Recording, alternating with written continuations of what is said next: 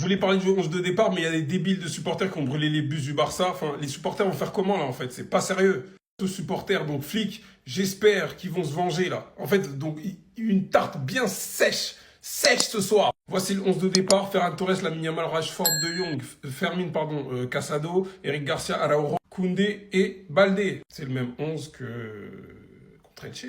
Enfin bref, donc ça donne ça de base. En tout cas, c'est dommage parce que, enfin, c'est triste. C'est plus que dommage, c'est triste. Parce que t'as des supporters qui ont eu la chance de rencontrer Laporta et Flick, avoir des maillots dédicacés et tout ce qui s'ensuit, bref. Et en fait, c'est par passion, c'est par amour. Ça, il y en a qui dépensent de l'argent, en fait, qui prennent de leur temps dans leur vie. Il y a des gens, ils ont peut-être des problèmes dans leur vie privée, que ce soit dans leur famille ou même par rapport à eux-mêmes, mais ils prennent le temps d'aller faire tout ça. Alors pourquoi? Pour du football. C'est n'importe quoi. En plus, j'ai vu dans la journée, il y a eu aussi des rumeurs comme quoi Flick, il aurait dit qu'il va quitter le club. Bullshit, il l'a dit encore, il l'a confirmé. On sait tous qu'il aime le club, donc je vois pas. En fait, cette journée, elle est bizarre, quoi. Rashford, j'attends de la propreté. Ferran, j'attends à ce que tu sois plus disponible sur le terrain. Joue ton rôle de pivot contre Bru. De Jong et Araujo, j'attends que vous soyez les patrons ce soir. Chesney, continue encore l'intérim à assurer quelques arrêts importants. Mauvaise nouvelle pour le Paris Saint-Germain et le Maroc, les amis. Le verdict concernant la blessure d'Achraf Hakimi hier, les amis, vient de sortir. Et c'est malheureusement très grave. Comme vous pouvez le voir sur cette vidéo, les amis, hier, il n'arrivait même pas à poser le pied au sol. Carrément, les membres du staff du Paris Saint-Germain ont été obligés de le porter. Et avant de continuer, les amis, je tiens déjà à vous informer que Kylian Mbappé, le Paris Saint-Germain, sera attendu au conseil de prud'homme pour le problème de salaire qui avait éclaté il y a un moment. Et oui, c'est pas encore terminé. Kylian Mbappé n'a vraiment pas lâché l'affaire, comme il est dit ici. Le joueur réclame toujours environ 55 millions d'euros de salaire et de primes non versé par le club. Et d'ailleurs, en parlant de Kylian Mbappé, il y a son ancien coéquipier Sarabia qui a parlé de lui. Regardez ce qu'il dit. Il dit: Kylian Mbappé figurera parmi les meilleurs de l'histoire, c'est certain. J'ai trouvé très drôle qu'il soit critiqué la saison dernière après avoir marqué 44 buts au total. C'est un joueur incroyable, doté d'une finition extraordinaire comme on en voit très rarement, une soif de victoire immense et de qualité exceptionnelle.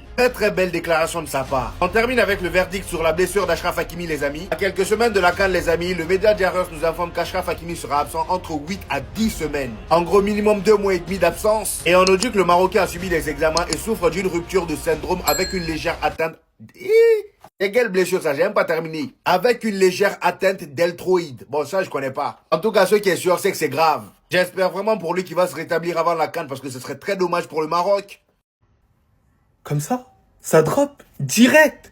Choqué. Accord verbal entre Dayot Upamecano et le Real Madrid pour une arrivée libre l'année prochaine. Donc le PSG suivait aussi le joueur, mais je pense que c'est complètement mort. Et concernant Ibrahima Konaté, le Real Madrid le suit toujours, mais c'est plus la priorité. Les gars, je suis hyper content. Pourquoi? Parce que Dayot Upamecano fait partie des meilleurs défenseurs centrales au monde. Et que ça va nous faire du bien sur le plan de la relance, parce que c'est l'un des meilleurs relanceurs de cette planète. Il est à l'aise avec la balle, il panique pas. C'est ce qu'il nous faut du côté du Real Madrid. On en a vraiment besoin. Et c'est un défenseur qui sait défendre. Et que ça fait plaisir d'avoir les deux composants. Parce que j'ai l'impression, les défenseurs centraux d'aujourd'hui, t'es obligé de choisir entre la relance et savoir bien défendre. Alors que les deux choses sont hyper importantes. Et surtout le plan défensif. Parce que c'est passé énormément à la trappe. En espérant que le Real Madrid va aussi blinder aussi au milieu de terrain parce qu'on en a besoin. Mais défensivement, il faut ramener du Dayot Upamecano. Et pourquoi pas un autre défenseur central qui sera en capacité de concurrencer même nos titulaires. Je ne suis pas contre une venue d'Ibrahima Konaté en tout cas. Surtout que Ibrahima Konaté et Upamecano, ils sont parfaitement compatibles. Ils ont joué autrefois ensemble. Mais sinon en vrai, c'est à toi.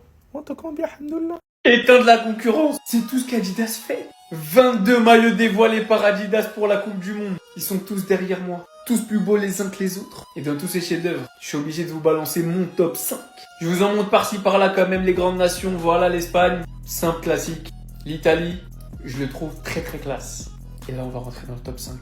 Et j'en profite juste pour vous dire que vous pouvez trouver tous ces maillots chez Street Player à moins 20% avec le code BEN20.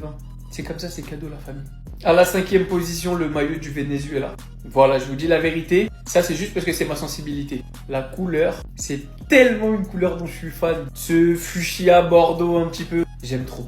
À la 4e position, je vais être sympa, je vais le mettre que 4e. Mais voilà, c'est peut-être l'Algérien en moi qui parle. Le maillot de l'Algérie. Au début, je le trouvais pas si ouf. En le revoyant et surtout en le voyant porter, je trouve que c'est juste un banger en fait. Il est simple. Il y a un petit peu de travail sur les 3 bandes. Col et manches rouge, vert. Non, j'aime beaucoup. À la 3e position, le maillot de l'Argentine Prime. Regardez juste. Il lui va comme un gant. Les couleurs pètent. Ça envoie, c'est du classique Argentine. J'aime trop. À la 2e position, il aurait pu être premier. Le banger de l'Allemagne façon vintage. Et attention, en manche longue s'il vous plaît. Pas autrement. Non, il est fabuleux. J'ai envie de le floquer Beckenbauer, Mataus, un truc comme ça. Et pour finir, le maillot du Costa Rica. Déjà, je salue parce qu'il y a de la couleur et c'est ce que j'aime. Je vous l'ai dit sur le 5e, on est dans des tons que j'aime beaucoup. Mais surtout, je salue les motifs. Parce qu'on est sur un maillot original. Les bandes blanches. Il est tellement simple et tellement beau à la fois. Et puis, il a ce petit avantage que celui-là, tu peux le mettre pendant les vacances quand t'es bronzé. Et tout de suite, il t'apporte un plus. Moi, personnellement, c'est mes 5 préférés. Après, il y a du choix. Je sais pas c'est quoi vos préférés à vous. Et je vous le répète une dernière fois, ils sont tous disponibles chez Street Player à moins 20% avec le code BEN20. Et bien sûr, il n'y a pas que des maillots de sélection. Vous pouvez retrouver tous les clubs des maillots vintage des survêtements. Régalez-vous pour les fêtes.